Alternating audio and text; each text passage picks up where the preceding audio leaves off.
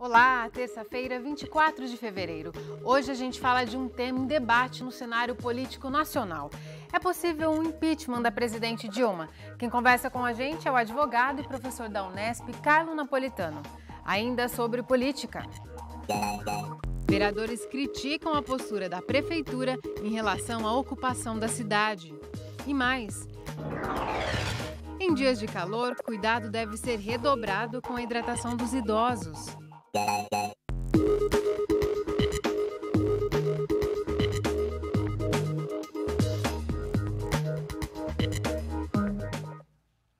Na sessão da Câmara de ontem, vereadores criticaram a Prefeitura pela inoperância na definição de regras para a ocupação de Bauru. Foram questionadas as leis de zoneamento da cidade e os vetos do prefeito ao estudo de impacto de vizinhança. Uma denúncia na área de saúde também foi destaque na tribuna. De tempos em tempos, o tema saúde volta à tribuna da Câmara. Desta vez, a denúncia é de falta de medicamentos nas unidades básicas de saúde. Em visita a 6 UBSs da cidade, o vereador Roberval Sakai identificou a falta de remédios de uso contínuo. A informação que nós tivemos da Secretaria da Saúde disse que esses medicamentos, pelo período final de ano e início de ano, muitos laboratórios estão fechados e aí tem um processo de licitação, isso é demora. O que me preocupa é o seguinte, a população não pode esperar. Assim como as críticas à saúde pública no município, têm sido recorrentes os questionamentos sobre a gestão de Rodrigo Agostinho. Lima Júnior, da oposição, fez acusações pesadas e chegou a afirmar que quem está governando a cidade é o Ministério Público. O vereador se refere ao veto do MP aos corredores comerciais na cidade. Na prática, Bauru é dividida em áreas residenciais, comerciais e industriais por uma lei de zoneamento de 1982. De lá para cá, de acordo com as necessidades do município e dos empresários, foram sendo aprovadas leis que regulamentam corredores comerciais em áreas não destinadas a esse fim, e foram essas leis que receberam o veto do MP. Com isso, comerciantes que tinham o alvará de funcionamento em determinadas regiões já não têm mais garantias se vão poder manter os estabelecimentos. Isso está trazendo uma insegurança jurídica muito grande, porque além da não renovação dos alvarás de quem já está instalado, porque você não tem mais os corredores de comércio e de serviço, novos empreendimentos também não estão conseguindo ser regulamentados com o alvará de funcionamento. Infelizmente, isso tudo também tem muita culpa ao Executivo, que há muitos anos era para ele mandar essa lei de zoneamento e não mandou. A situação poderia ser resolvida se o prefeito encaminhasse à Câmara um novo projeto de lei para atualizar a divisão das áreas da cidade. Mas esse é um pedido antigo dos vereadores. Durante a sessão, os parlamentares cobraram o posicionamento do líder do governo, Marquinho da Diversidade. Ele garantiu que o projeto entra na casa já na semana que vem. O Estatuto das Cidades, ele obriga que o Executivo envie ao Conselho das Cidades qualquer projeto de parcelamento de solo ou mudança no zoneamento da cidade. A informação que eu tenho é que esse projeto já foi enviado para o Conselho das Cidades desde dezembro e até agora o Conselho não se pronunciou. Então a Câmara Municipal tem pressionado para que esse projeto venha para nós, independente da aprovação ou não do Conselho das Cidades, para que a gente possa ir adiantando as discussões aqui dentro. Outra crítica à gestão de Rodrigo Agostinho é sobre a regulamentação dos estudos de impacto de vizinhança na cidade. Depois de um longo período de tramitação, o projeto foi aprovado aqui na casa. O prefeito sancionou a lei, mas vetou 6 incisos. O projeto também determina o parcelamento e uso do solo, bem como as contrapartidas da iniciativa privada. Para o vereador Roque Ferreira, que presidia a Comissão de Fiscalização e Controle durante a tramitação do projeto na casa, os vetos são injustificados e podem ser uma forma de beneficiar alguns setores. É óbvio que quanto mais você flexibilizar o estudo de impacto de vizinhança, porque ele exige do empreendedor privado e do empreendedor público contrapartidas para qualquer tipo de investimento, você atende interesse. O que nós temos que discutir é se O que está contando hoje na cidade de Bauru é o interesse público ou o interesse privado. Os vereadores ainda têm a possibilidade de derrubar os vetos do prefeito.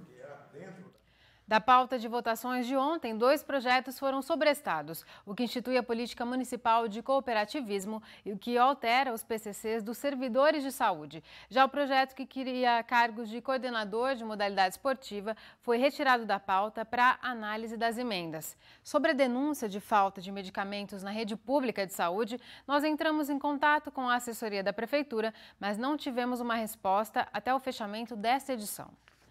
Teve mais cobranças na Câmara Municipal. O vereador Raul Gonçalves pediu explicações à coordenadora do programa Minha Casa Minha Vida na cidade, a vice-prefeita Estela Almagro, sobre investimentos em infraestrutura nos bairros que receberam os residenciais. Em abril do ano passado, nós mostramos aqui no Nesp Notícias que o vereador Raul Gonçalves questionou a forma como o programa Minha Casa Minha Vida estava sendo implementado na cidade. Segundo o parlamentar, verbas destinadas à infraestrutura em áreas próximas aos residenciais não estariam sendo utilizadas. 12 milhões de reais estariam parados e os moradores prejudicados por falta de escolas, creches e postos de saúde. Na época, a coordenadora do programa rebateu as críticas e afirmou que o dinheiro ainda não estava disponível. Na verdade, essa é uma portaria do governo federal de agosto do ano passado, que vem sendo regulamentada pelo Ministério das Cidades e também pela Caixa Econômica Federal, que é a gestora desses recursos, naqueles empreendimentos que são vinculados à Caixa Econômica Federal, e poderá em Bauru ser da ordem de 10 a 14 milhões de reais, se levarmos em conta a primeira fase e também a segunda. Então, existe o recurso? Existe. Aqui no Caixa da Prefeitura, não. Sendo regulamentado, sim. E nós estamos bastante atentos a isso, pode ficar tranquilo que todo o nosso compromisso é realmente garantir o máximo de infraestrutura para essa comunidade. Quase um ano depois, Raul trouxe novamente o questionamento à tribuna.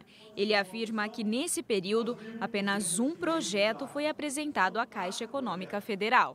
Nós temos aí de 12 a 14 milhões, como a própria vice-prefeita falou.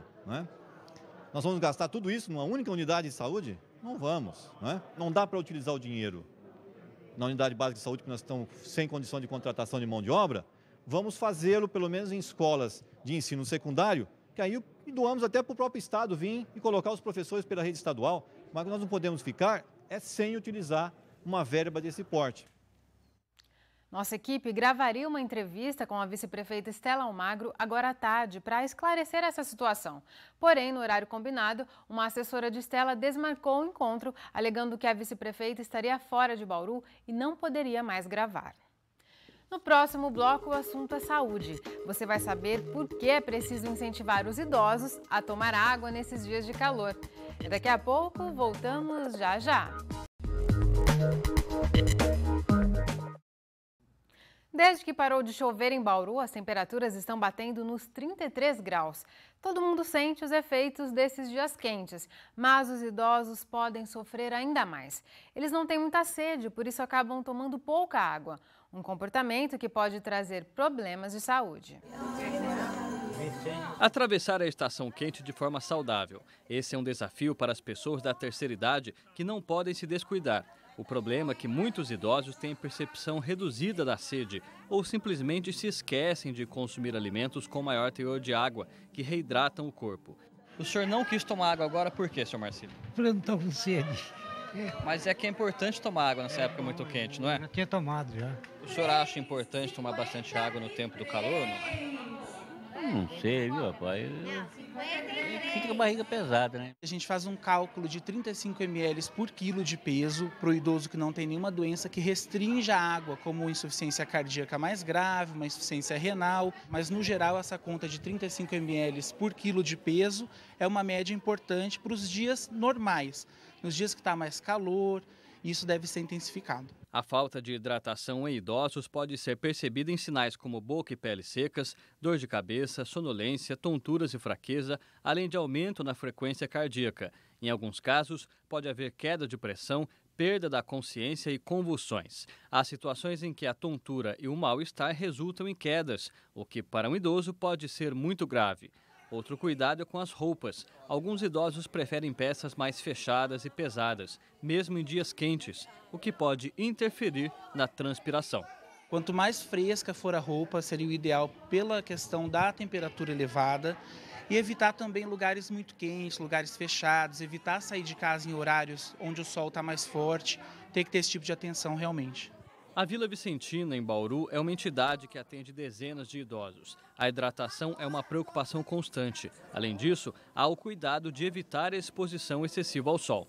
Em épocas de muito calor, como este verão que estamos atravessando em Bauru, atividades ao ar livre, inclusive banhos de sol, são suspensos. Os idosos passam mais tempo em locais cobertos, como este, onde jogam bingo e fazem outras atividades lúdicas. Eles ficam aqui dentro. Existem alguns lugares debaixo de sombras que a gente também coloca debaixo das árvores para passear um pouquinho com eles. As adaptações para hidratar melhor o organismo da terceira idade também passam pela cozinha. Aqui o cardápio foi repensado em função do intenso calor. Algumas orientações da nutricionista podem ser adotadas em casa, principalmente por quem possui idosos na família. Algumas frutas e bebidas que refrescam não podem faltar. Nós tivemos que trocar o tradicional leite com café do lanchinho da tarde que eles estavam habituados por sucos, por chás e iogurtes que são mais refrescantes, né? As sobremesas, eles já tinham o hábito de consumir fruta diariamente. Aí eles passaram a optar por mais assim a melancia, o abacaxi, o melão, que são mais refrescantes, né? As saladas também, a gente consumia bastante alface, almeirão, a gente acrescentou tomate, pepinos, que são repolho, que são um pouco mais refrescantes e eles tiveram uma boa aceitação. Se os idosos se esquecem de tomar água, os profissionais de saúde aproveitam as atividades para lembrar de oferecer ao longo do dia.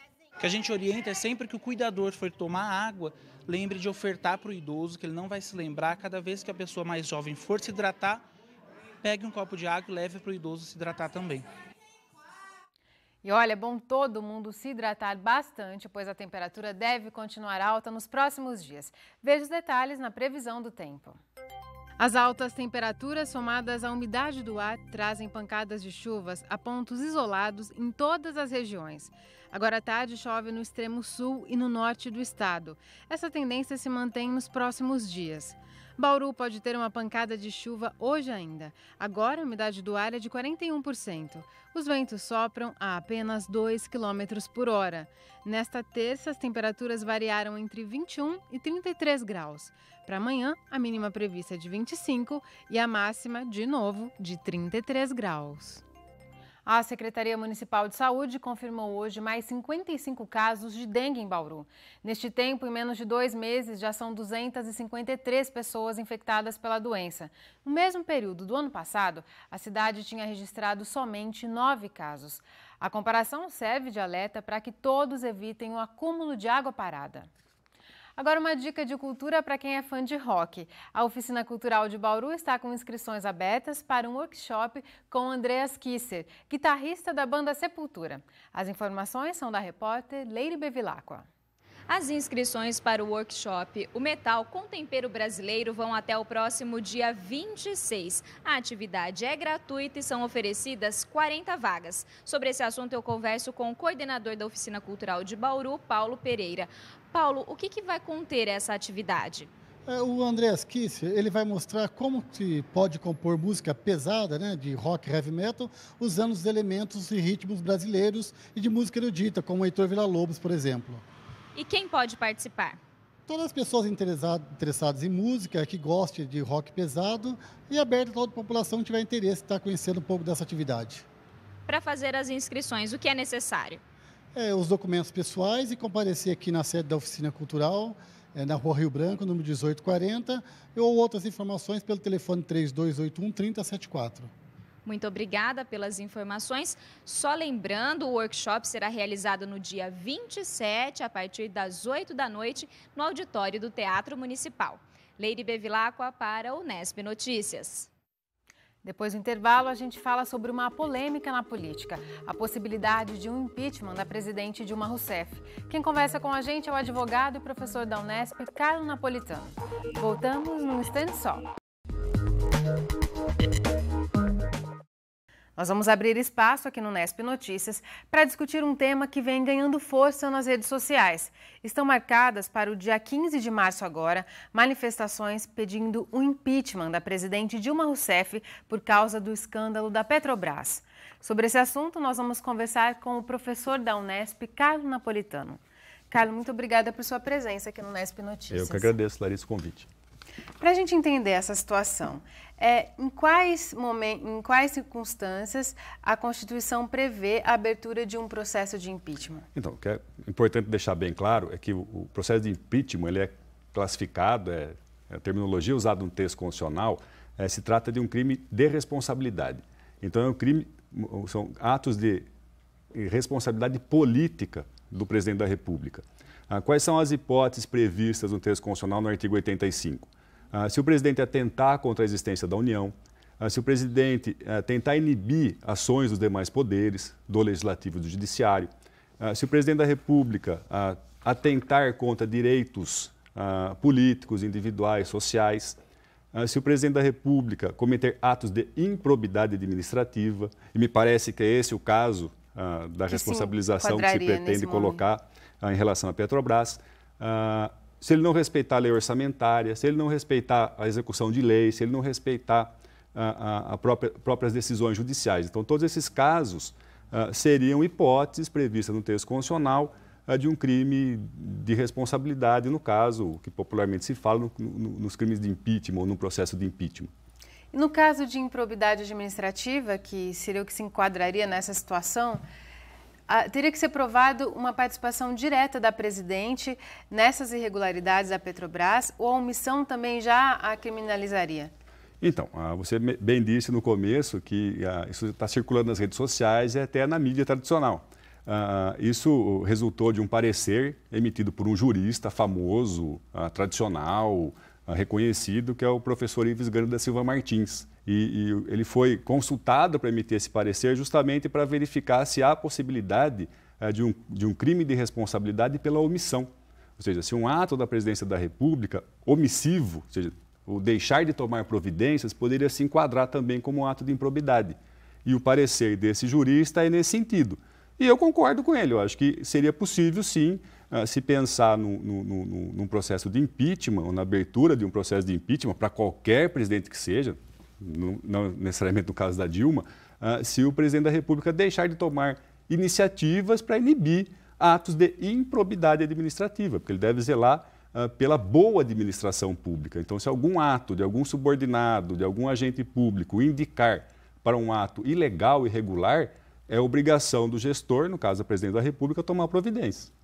E como seria o processo formalmente? Ele precisaria ser acolhido pelos congressistas? Então, primeiramente é necessário ter uma manifestação, uma denúncia, vamos dizer assim, de alguém perante o Congresso Nacional para se iniciar o processo de impeachment.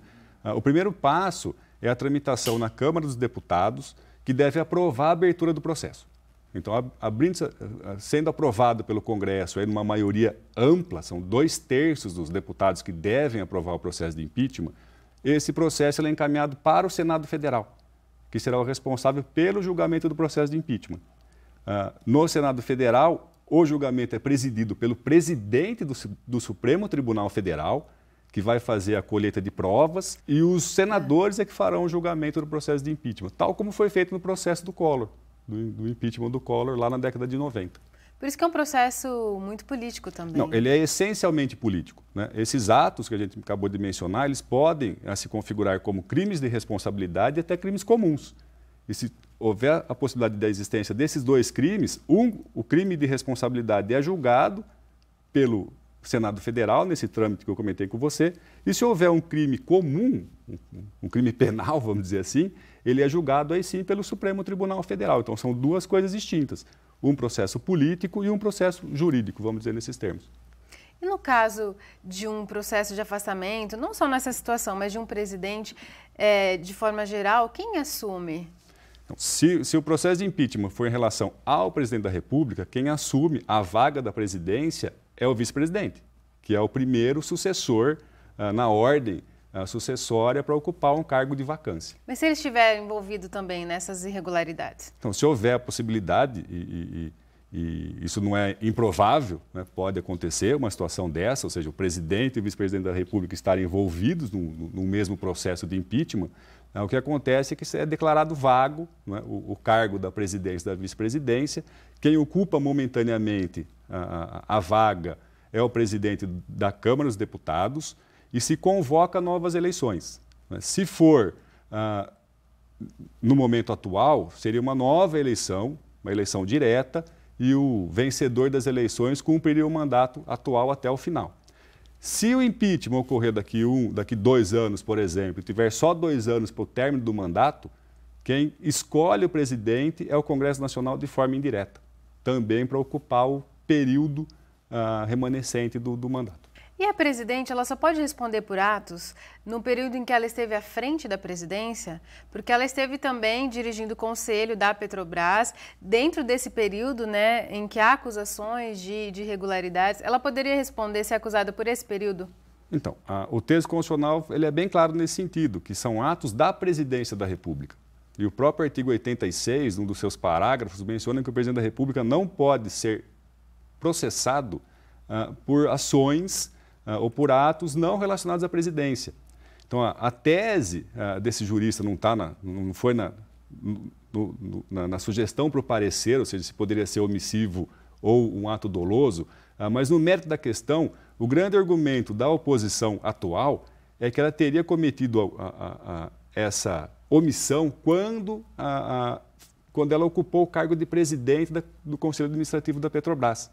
Então, em tese, ela estaria sendo responsabilizada por um ato estranho à presidência da República. Então não me parece muito razoável esse argumento, não é? Justamente porque a Constituição proíbe que o presidente seja responsabilizado, ou seja, processado por atos estranhos à atividade da presidência. E isso aconteceu antes, não é? Ela não era presidenta, não é? Quando ocupou o cargo de presidente do Conselho da Administração da Petrobras. A gente sabe que o processo de impeachment é uma situação de exceção. Nesse caso, queria saber a sua opinião. Não parece que esse argumento vem ganhando força mais entre aqueles que ficaram descontentes com a eleição da presidente, já que foi um resultado apertado, e já querendo saber a sua opinião como conhecedor da área. Você acredita que esse momento atual ele já dá subsídios para a abertura de um processo de impeachment? Não, eu entendo que não. Né? Até mesmo porque existe um outro ponto que deve ser levantado e não foi levantado até agora. Né? Muito embora possa até se reconhecer que a presidente Dilma deixou de tomar providências, né? Por exemplo, demitir a atual presidente da Petrobras, ou a ex, melhor dizendo, a Graça Foster, e ela o fez, né? Acabou substituindo a presidência da Petrobras, eu acredito que a presidente Dilma ainda está respaldada pela lei. Né? Porque existe um direito constitucional, um direito individual, que a pessoa só pode ser declarada culpada depois do trânsito julgado da sentença condenatória. Né? E a gente sabe que o processo do mensalão, melhor dizendo, do Petrolão, está no início. Né? Então, está numa fase de instrução do processo ainda. Então, não há uma condenação penal. Então, essas pessoas não podem ser consideradas culpadas. É evidente que talvez serão, não é? Pelos indícios, mas ainda não são. Então, ela não pode ser culpada acusada de omissão se ela está respeitando o próprio texto constitucional, que prevê que a pessoa só pode ser considerada culpada após o trânsito em julgado da sentença condenatória. Então, me parece aí outra questão de mérito que não foi muito bem discutida, tanto no parecer e também não está sendo bem discutido pela mídia. Né? Então, são esses 2 pontos fundamentais. Que é o ato cometido anterior à presidência, quando a presidente Dilma era gestora da Petrobras, e segundo, esse ato que ela, mesmo sendo omissa, né, vamos admitir isso, ela estava respeitando a legislação, respeitando até as pessoas que estão sendo acusadas, né, que elas têm todo o direito de esperar o processo terminar, e se terminar o processo com condenação, aí a gente pode culpá-los. Né? A pessoa não pode ser culpado de antemão, muito embora os indícios existam. Por isso, eu acredito que é um processo político, como o impeachment é um processo político, e, na minha opinião, é um prolongamento do processo eleitoral do ano passado. Me parece muito mais um terceiro turno das eleições, das pessoas que daqueles que foram derrotados, é um movimento da oposição, que até agora não aceitou o resultado. Certo, Carlos. Muito obrigada por seus esclarecimentos. Eu que agradeço. O Nesp Notícias fica por aqui. A gente volta a se encontrar amanhã às 5h30 da tarde, ao vivo. Tchau!